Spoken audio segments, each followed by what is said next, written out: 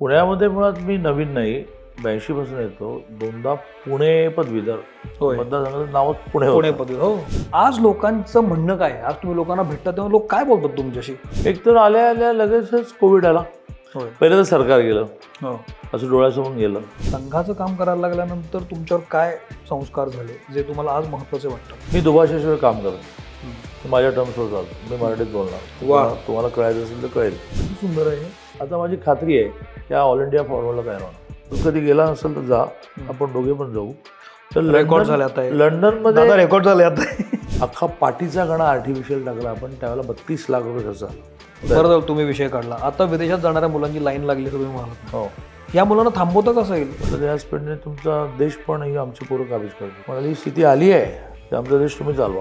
तुम्ही संपर्क करायचा कसा? मग तुम्ही आता बोलता बोलता बोलत ना की तो माझ्याकडे आला नसेल म्हणून असं असेल. संपर्क साधायचा कसा?